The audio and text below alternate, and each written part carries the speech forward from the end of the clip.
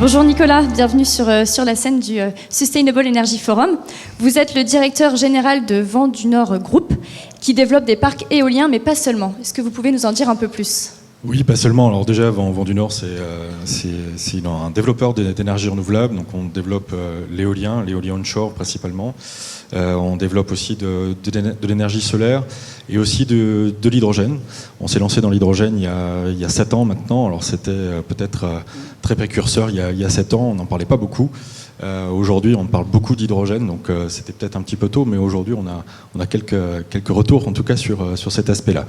VDN, c'est 25 employés, c'est 25 collaborateurs, et qui travaillent sur l'ensemble du territoire français. Alors c'est vrai qu'on a commencé à travailler, à vraiment réfléchir il y a 7 ans sur ces aspects d'hydrogène, pour réfléchir justement sur ces aspects d'acceptabilité.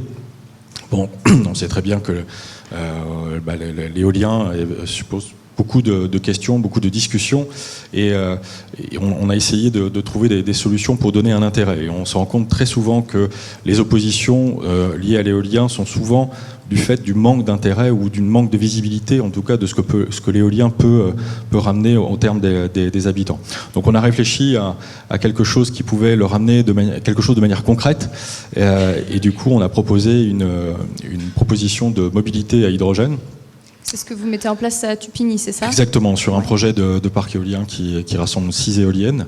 On a essayé de coupler cette solution de mobilité pour proposer aux habitants du village un véhicule à hydrogène, donc véhicule propre, en lien avec l'électricité du parc, pour produire de l'hydrogène.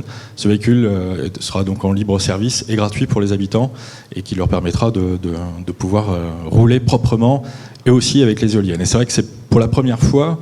En tout cas, moi, vous savez, ça fait 20 ans que je fais ça. Pour la première fois, j'avais des habitants qui ont vu la concrétisation de ce que pouvaient représenter des moulins qu'ils voient dans le paysage, et que ces moulins ne peuvent pas seulement produire de l'électricité, mais ils pouvaient avoir une notion de réellement que ces éoliennes-là pouvaient peut-être faire rouler leur propre voiture. Ouais, ils pouvaient leur bénéficier directement sur leur territoire. Exactement. Donc ça a été un des moyens que vous avez trouvé donc, pour travailler sur l'acceptabilité et du coup la concertation aussi avec les différents habitants, les citoyens locaux. Oui, parce que c'était quelque chose de nouveau. Hein. On a développé ça il y a 6 ans maintenant.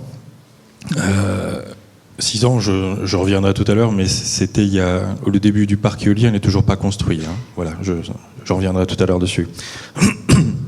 Oui, donc il y a 6 ans, c'était quelque chose de tout nouveau, l'hydrogène. Donc il a fallu faire tout un travail de pédagogie aussi au niveau des élus pour leur expliquer aussi ce qu'était que l'hydrogène. Aussi au niveau des habitants, on a fait énormément de réunions publiques, de réunions de concertation, ce qui nous a permis de démystifier un petit peu tout ça, à la fois l'éolien, mais aussi l'hydrogène, parce qu'il y a aussi beaucoup de questions sur l'hydrogène. Quand on pense hydrogène, on pense explosion. Voilà, donc voiture à hydrogène, voiture qui explose, mais on roule tous avec des moteurs à explosion. Voilà, donc ça, c'est aussi quelque chose à prendre conscience.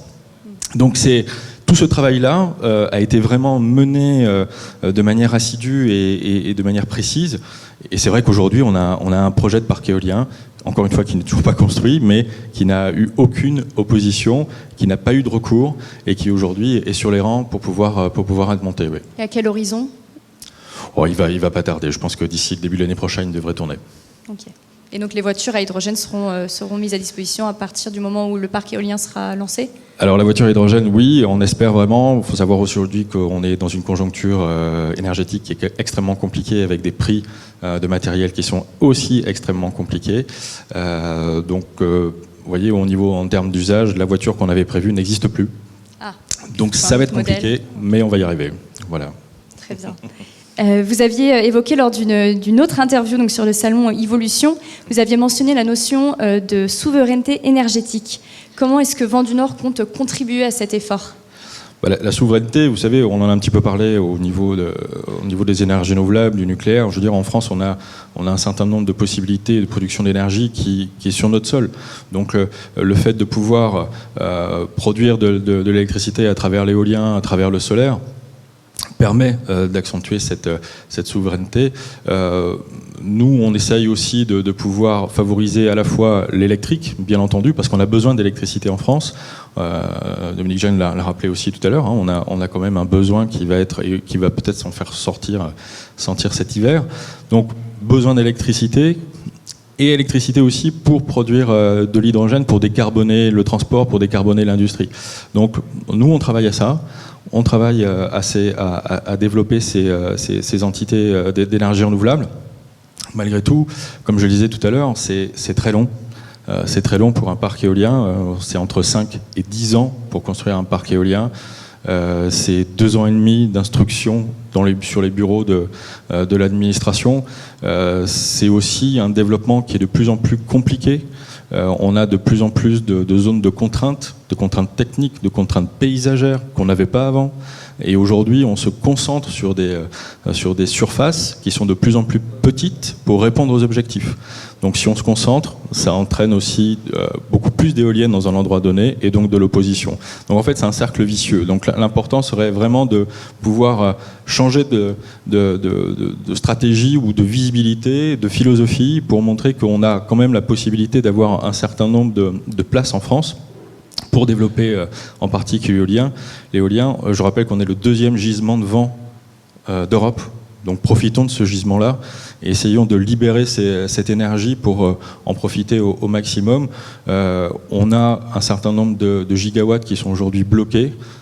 Les miens aussi. J'ai des projets qui sont bloqués sur des recours, sur des tables de l'administration. Donc ces gigawatts-là, il faut les déposer tout de suite, qui permettent justement d'accentuer la souveraineté nationale. Et juste un mot aussi sur l'aspect hydrogène. Hein. L'État prévoit en 2030 6,5 gigawatts d'électrolyse. Il faut savoir qu'on a la possibilité, à travers l'éolien, d'ici 2030, avoir 8 gigawatts d'éolien qui sortent du tarif d'achat et donc de pouvoir produire aussi de l'hydrogène à bas coût. Voilà, puisque le nerf de la guerre reste quand même le prix de l'électricité. Donc on a la possibilité de pouvoir avoir cette souveraineté. Maintenant, il faut s'en donner les moyens.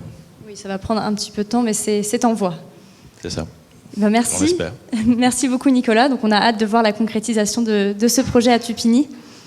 Oui, moi aussi. Merci.